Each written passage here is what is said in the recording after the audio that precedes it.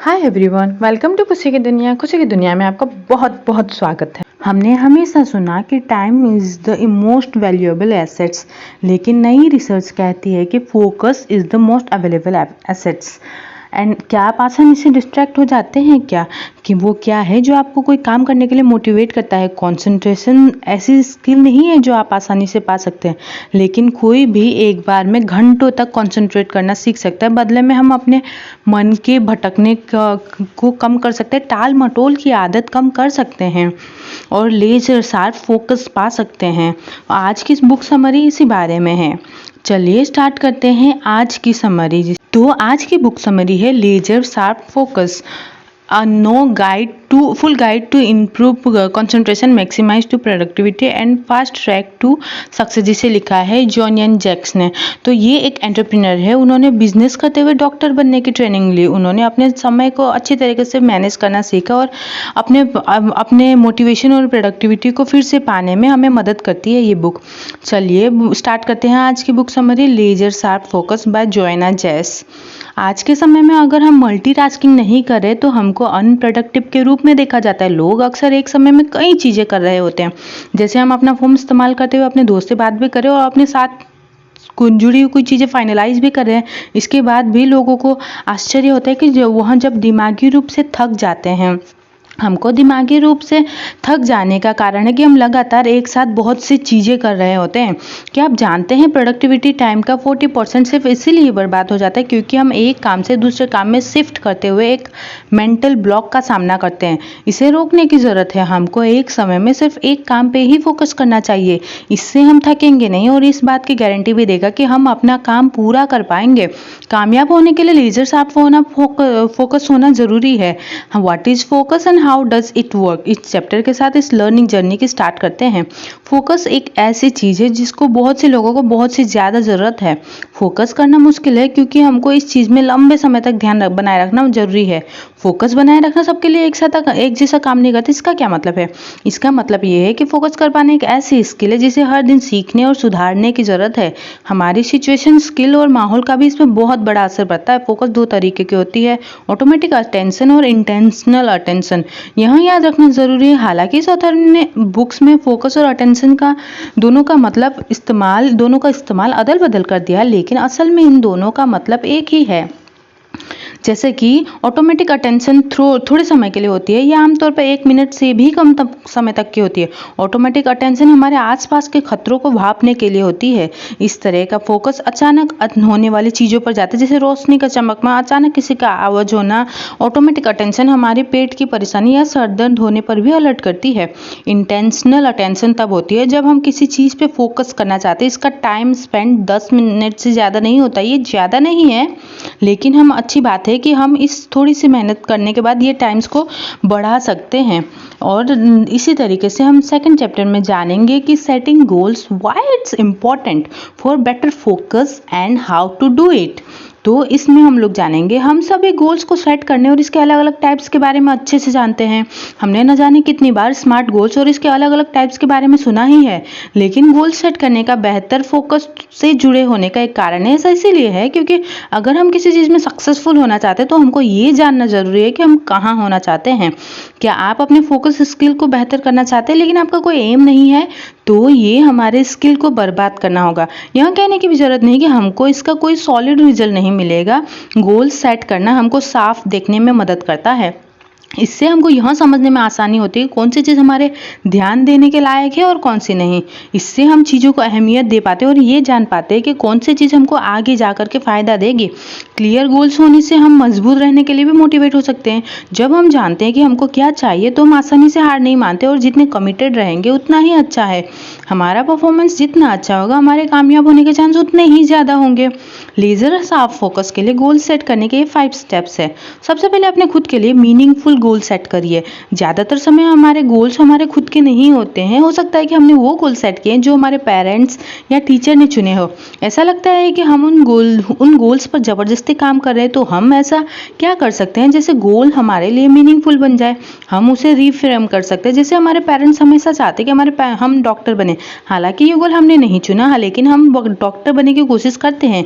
Doctor बनने के गोल को फिर से रीफ्रेम किया जा सकता है। हमारे पेरेंट्स चाहते हैं कि हम डॉक्टर बने क्योंकि डॉक्टरों का काम हमेशा आसानी से मिलता है, इससे आप फाइनेंशियली मजबूत हो सकते हैं। लेकिन आप बचपन से ही कुछ क्रिएटिव करना चाहते थे।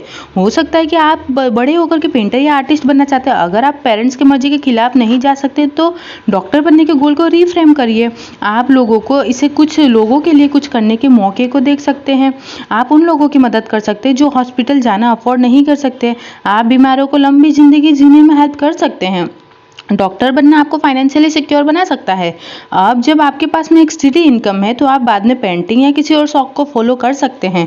अभी नहीं तो बाद में ही सही, आपको अपनी क्रिएटिव साइड को एक्सप्लोर करने का मौका मिल ही जाएगा। दूसरा, अपने गोल्स को पॉजिटिव स्टेटमेंट के रूप में तय कीजिए। वो गोल्स जिनमें पॉजिटिविटी होती है उसे पाने के चांस भी सबसे ज़्यादा होते हैं। जैसे आपने नोटिस किया होगा कि आप अपने फ़ोन पर कितना समय बर्बाद करते हैं। यहाँ कह करके गोल मत बनाइए कि हम अपना फ़ोन इस्तेमाल नहीं करेंगे। इसके बजाय कहिए कि हम अपनी प्रोडक्टिविटी बढ़ाने के लिए फ़ोन का इस्तेमाल समझदारी से करेंगे। क्या आपको ना कहने में मुश्किल होती है? यह मत कहिए कि हम उन्हें लोगों को हेल्प करना या उन्हें हाँ बोलना बंद कर देंगे। इसके बदले में ये बोलिए कि आप उन प्रोजेक्ट को ज़्यादा अहमियत देंगे जो हमारे लिए इम्पोर्टेंट है। तीसरा, एम्बिशियस गोल सेट करिए। इंग्लिश में एक कहावत है कि स्काई इज़ द लिमिट, जिसका मतलब ये है कि हासिल करने की कोई सीमा नहीं होती। चैलेंजिंग गोल्स रखने से खुद को मत रोकिए। अगर आप इसको पा लेते हैं तो पक्के तौर पर हमको गर्व महसूस होगा। लेकिन बस इतना ही नहीं, इससे हमारी सेल्फ एफिशिएंसी भी बढ़ेगी। सेल्फ एफिशिएंसी का मतलब है अपनी काबिलियत या कैपेबिलिटी पर विश्वास होना। क्या आप अच्छा परफॉर्मेंस दे सकते हैं? सेल्फ एफिशिएंसी आप किसी काम को कितने अच्छे से कर सकते हैं इसका फैसला करती है। अगर आप में सेल्फ एफिशिएंसी ज़्यादा है तो आप अपने लिए चैलेंजिंग गोल्स बनाते रहेंगे। चैलेंजिंग गोल्स आपको काम करने में फ्लो में लाती है। इस कॉन्सेप्ट को जाने मैंने साइकोलॉजिस्ट मिहाइल सेक्सन ने लेकर के आया था। फ्लो का मतलब है कि हम जो काम करें उसमें पूरी तरीके से डूब जाना। तब हमारा फोकस लेजर शार्प रहता है और हम इस काम को करते हुए पॉजिटिव फील करते हैं। वहीं जब हम फ्लो में नहीं होते तब हम बोरियत और चिंतित महसूस करते हैं। चौथा है, यह पक्का करिए कि आपके गोल स्मार्ट हो। आपके गोल्स को स्मार्ट और स्पेसिफिक, मेजरेबल, अटेनेबल और रियलिस्टिक और टाइमली होना चाहिए। ये सब हमारे गोल्स को क्लियर और पक्का नहीं बनाते बल्कि हमारे फोकस को भी साफ करता है। फिर से रिपीट करते हैं चौथा को, यह पक्का कीजिए कि हमारे गोल्स जो है वो स्मार्ट होने चाहिए। हमारे गोल्स को स्मार्ट यानी कि स्पेसिफिक यानी कि मेजरेबल यानी कि अटेंडेबल यानी कि रियलिस्टिक यानी कि टाइमली, ये सब होना चाहिए और इसको ही शार्प कहा जाता है। स्पेसिफिक, हमारे पास अपने गोल से जुड़े हुए कब, कहाँ, क्यों, कैसे, कौन जैसे सवालों को जवाब होना चाहिए। जैसे हम अपने नोवेल का 50% पूरा करना चाहते हैं, बेशक यहाँ कौन के जवाब में हम हैं जो इसे लिखेंगे, क्या के जवाब में नोवेल है जिसे हम लिखेंगे और इसे हम कहाँ लिखेंगे का जवाब है या तो घर पर या ऑफिस में। कब लिखेंगे का जवाब है हफ्ते के हर दिन। आखिर में हम नोवेल लिख रहे हैं क्योंकि ये वो चीज़ें जो हमेशा से हम करना चाहते हैं। मेजरेबल, हम अपने प्रोग्रेस को कैसे मेजर कर सकते हैं। आप एक दिन में कितने शब्द लिखेंगे, क्या ऐसे मेजर करेंगे कि कितने घंटे हमने लिखते हुए बिताएंगे, इसके जरिए करेंगे। यह हमेशा पक्का करिए कि आप अपने प्रोग्रेस को ट्रैक कर रहे हैं। यह हमको मोटिवेट करेगा और संतुष्ट महसूस कराएगा। अटेनेबल, खुद को आंकने के लिए समय निकालिए। हमारे पास गोल पूरा करने के लिए स्किल, नॉलेज और एजुकेशन है। अगर हमारा गोल पूरा करने में कोई रुकावट है तो क्या आप उस रुकावट को पार करने के लिए रेडी है। रियलिस्टिक, हमको हमारे गोल को पाने का रास्ता जितना भी आसान और छोटा लगे उसे कम मत समझिए। ज़्यादातर नए एंटरप्रेन्योर को लगता है कि जॉब और उनके साइड बिजनेस को एक साथ करना आसान होगा। उन्हें इनका अंदाजा भी नहीं होगा कि यह कितना थकाने वाला है। इसके लिए हमको अपने गोल का अपने शरीर, दिमाग और इमोशंस पर क्या असर पड़ेगा इस बारे में सोच ले। फिर हमारे गोल को पूरा करने के लिए एक रियल डेट तय कीजिए। टाइमली यानी कि डेडलाइन बनाइए। डेडलाइन असल में हमको हमारे गोल से जुड़े कामों को पूरा करने में मोटिवेट करता है, लेकिन डेडलाइन होने का एक नेगेटिव असर भी पड़ सकता है। कुछ लोग लास्ट मिनट में किसी गोल पर काम करने का इंतजार करते हैं। यह बेवजह के स्ट्रेस को पैदा करता है। इसका मतलब यह है कि हमारा किया हुआ काम एवरेज भी हो सकता है। इसीलिए जब डेडलाइन की बात आती है तो सिस्टमेटिक अप्रोच रखना बहुत ज़रूरी होता है। अपने काम करने के तरीके को समझिए, फिर उसके हिसाब से एक टाइम फ्रेम करिए। ऐसा करने से डेडलाइन पास आने पर हम भी मतलब स्ट्रेस नहीं लेंगे। 5वां है बड़े गोल से स्टार्ट करें और फिर धीरे धीरे आगे बढ़िए। हमारा अंतिम गोल क्या है? क्या वो कुछ ऐसा है जिसके बारे में हमको शक है कि हम उसे पा सकते हैं? क्या यहाँ एक डराने वाला गोल है? इसे कोई फर्क नहीं पड़ता, इसे बस कागज़ पर लिखिए और बड़े बड़े अक्षरों में लिखिए। क्या आप किसी सॉफ्टवेयर का इस्तेमाल कर सकते हैं? जो भी आपको सही लगेगा। फिर अपने बड़े गोल के ठीक नीचे कब, क्यों, कैसे, क्या सारा इन्फॉर्मेशन रखिए, क्योंकि याद रखिए कि हमको स्मार्ट गाइडलाइन को फॉलो करना है। उस कागज़ के निचले भाग में अपने करंट प्रोग्रेस को लिखिए। क्या आप अभी भी अपने राइटिंग गोल के 25% पे हैं? तो फिर अपने बड़े गोल और करंट प्रोग्रेस के बीच का स्टेप्स या हिसाब लगाइए। ये स्टेप्स ऐसे होने चाहिए जो आपको जहाँ है वहाँ से जहाँ आप पहुँचना चाहते हैं वहाँ पहुँचने में मदद करे। इसमें छोटे गोल्स या माइलस्टोन भी हो सकते हैं जो हमारे बड़े गोल को पूरा करने के लिए बहुत ज़रूरी है। इसमें टाइम फ्रेम या डेडलाइन डालना ना भूलें। इसी के साथ बढ़ते हैं नेक्स्ट चैप्टर की ओर, motivation. To motivate or not to motivate and why I believe getting motivated is overrated। Google पे मोटिवेटिंग वर्ड्स ढूंढने की कोशिश करिए। इसमें कोई भी शक नहीं कि वहाँ आपको लाखों मोटिवेटेड वो आर्टिकल से लेकर के उन वॉलपेपर तक में जो हम लॉक स्क्रीन के रूप में सेट कर सकते हैं, क्या या हम अपने बिस्तर के ऊपर प्रिंट कर सकते हैं। यहाँ खुद ब खुद मान लिया गया है कि हमको सक्सेसफुल होने के लिए मोटिवेशन की ज़रूरत है, लेकिन सच्चाई यहाँ है कि मोटिवेशन भरोसेमंद चीज़ नहीं है और हम इसके बिना भी पक्के तौर पर सक्सेसफुल हो सकते हैं। मोटिवेशन महसूस करने के बारे में है। अगर कोई हमसे पूछता है कि क्या यहाँ समरी सुन करके या पढ़ करके आप मोटिवेटेड हुए? हाँ, हम हुए, बोलेंगे आप। लेकिन आप मोटिवेटेड नहीं हुए तो क्या होगा? तब आप क्या कर सकते हैं? मोटिवेशन फीलिंग्स के बारे में है। यह कॉम्प्लेक्स होती है और हर दिन बदलती है। मोटिवेशन आती जाती रहती है, इसीलिए मोटिवेशन को हमारे सक्सेस के फाउंडेशन के रूप में इस्तेमाल करना मुश्किल है। लोग सक्सेसफुल होने के लिए मोटिवेशन को बार बार इस्तेमाल करते हैं, लेकिन अगर आप उन लोगों में से नहीं हैं तो आपको बुरा महसूस करने की ज़रूरत नहीं है, क्योंकि हमको कैसे पता चलेगा कि हमारे काम ना करने का कारण मोटिवेशन, हमारी मोटिवेशन की कमी है। हम अपना काम इसीलिए नहीं कर पा रहे, उन पर फोकस इसीलिए नहीं कर पा रहे क्योंकि वहाँ करने के लिए हम अपने में एनर्जी नहीं देख पा रहे हैं। आप में जोश नहीं है उस काम को करने के लिए। आप काम तो करते लेकिन उसको लेकर के लगातार शिकायत भी करते हैं। हम में मोटिवेशन को लेकर के प्रॉब्लम है या नहीं, उसका पता लगाने के लिए 2 सवाल है। सबसे पहले खुद से सवाल करिए कि आपको जो काम पसंद है वहाँ करने के बजाय आप ये काम क्यों कर रहे हैं। दूसरा सवाल ये है कि आप जो काम अभी कर रहे हैं उसे डिस्क्राइब करिए। अगर आप आलसी, बोर्ड, अनइंस्पायर्ड महसूस कर रहे हैं और अगर आपको रिजल्ट की परवाह नहीं है तो हो सकता है कि आपको मोटिवेशन को लेकर के प्रॉब्लम हो। यहाँ हमेशा याद रखिए कि मोटिवेशन लगातार नहीं बनी रहती।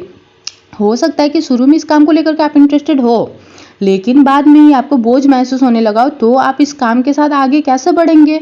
सबसे पहले आपको यहाँ सीखना होगा कि मोटिवेशन काम कैसे करता है। साइकोलॉजिकल नज़रिए से मोटिवेशन इंटेंसिटी यानी कि अंदर से यानी या फिर एक्सटेंसिटी यानी कि बाहर के फैक्टर से आ सकती है। इंटेंसिक मोटिवेशन ऐसी है जो कि इंसान के अंदर से आती है, यहाँ लंबे समय तक रहती है और ये पावरफुल भी है। इंटेंसिक मोटिवेशन किसी चीज़ को लेकर के हमारा पैशन हो सकता है, यहाँ हमको सेटिस्फैक्शन की फीलिंग देता है और हम इसे कभी नहीं छोड़ते। वहीं एक्सटेंसिक मोटिवेशन बाहरी फैक्टर के कारण होता है जिसे हम अपने असाइनमेंट इसीलिए करते हैं क्योंकि हमको अच्छे मार्क्स चाहिए। दूसरा एग्जाम्पल रिवॉर्ड, सजा से बचना और तारीफ पाने की इच्छा हो सकती है। किसी चीज़ पर फोकस करने के लिए हमारे पास इंटेंसिक और एक्सटेंसिक दोनों तरह की मोटिवेशन होनी चाहिए। सबसे ज़रूरी बात यह है कि हमारे पास इन फैक्टर्स का सही मिक्सचर होना चाहिए। तो हम क्या करेंगे? अगर हमारा इकलौता मोटिवेशन एक्सटेंसिक मोटिवेशन है तो सिर्फ इस तरीके का मोटिवेशन होना सही नहीं है। हाँ, पैसा, तारीफ और दूसरे इनाम पाना अच्छा लगता है, लेकिन यहाँ खुश करने वाली फीलिंग्स कुछ समय के लिए ही होती है बस। इसकी गुंजाइश ज़्यादा है कि समय के साथ हमारी मोटिवेशन भी धीरे धीरे कम होती जाएगी। जैसे किसी बुक्स के 2 चैप्टर पढ़ने के बाद खुद को चॉकलेट का इनाम देना काम कर सकता है, लेकिन यह चॉकलेट हमको अगले 10 चैप्टर पढ़ने के लिए मोटिवेशन करने के काफ़ी नहीं है। जिस सिचुएशन में हम अपने एक्सटेंटिक मोटिवेशन में इंटेंसिक ड्राइवर को ढूंढ सकते हैं। एग्जाम्पल के लिए ऑथर जब जोएना यूनिवर्सिटी में थी तब भूल जाते थे अक्सर कि वो पढ़ाई क्यों कर रही है। उनका पूरा फोकस असाइनमेंट और एग्जाम पास करने में ही चला जाता था। जो भी कॉलेज जाता है कि वो समझ सकता है कि वह कितना थकाने वाला, भले ही हमारा मार्क एवरेज हो या फिर अच्छे हो, हम डीमोटिवेटेड फील कर सकते हैं। जब जो है ना डीमोटिवेटेड डीमोटिवेटेड या फिर निराश फील करती थी, तो वह खुद को याद दिलाती थी कि उन्होंने स्कूल जाना क्यों शुरू किया था। यहाँ उनकी इंटेंसिक मोटिवेशन थी कि वह डॉक्टर बनकर के लोगों की मदद करना चाहती है। यहाँ उन्हें टाल मटोल में समय बर्बाद ना करने के लिए, पढ़ाई पूरी करने के लिए मोटिवेटेड करता था। एक्सटेंसिक मोटिवेशन सुनने में खोखला लग सकता है, लेकिन ऐसा कौन है जिसे तारीफ या फिर रिवॉर्ड पाने की इच्छा नहीं होती। लेकिन जब एक्सटेंसिक मोटिवेशन की बात आती है तो गहराई से सोचना अच्छा होता है। गहराई से सोच करके इंटेंसिक मोटिवेशन का पता लगा, इस तरह का हम अपने गोल्स को पा सकते हैं। और नेक्स्ट चैप्टर है योर माइंड, यानी कि manage your mind for a laser sharp focus. चिंता, घबराहट, ये सब एक्साइटमेंट या फिर पहले से कुछ लेने जैसे स्ट्रॉन्ग फीलिंग्स हमको फोकस करने से रोकती है। क्या अगर जब 1 घंटे में एग्जाम होने वाला हो तो हम अपने टेक्स्ट बुक पे कॉन्सेंट्रेट कर पाते हैं? अगर लंच टाइम में आप किसी खास के साथ खाना खाने के बारे में सोच रहे हो तो क्या आप प्रोफेसर जो पढ़ा पा रहे उसके बारे में ध्यान दे पाएंगे? इमोशन बहुत पावरफुल चीज़ है। यहाँ हमारे दिमाग को ज़रूरी चीज़ों पे ध्यान देने के बजाय दूसरी चीज़ों पर ध्यान देने के लिए कंट्रोल कर सकती है। लेकिन अच्छी बात यह है कि हम अपने इमोशंस का इस्तेमाल अपने फ़ायदे के लिए भी कर सकते हैं।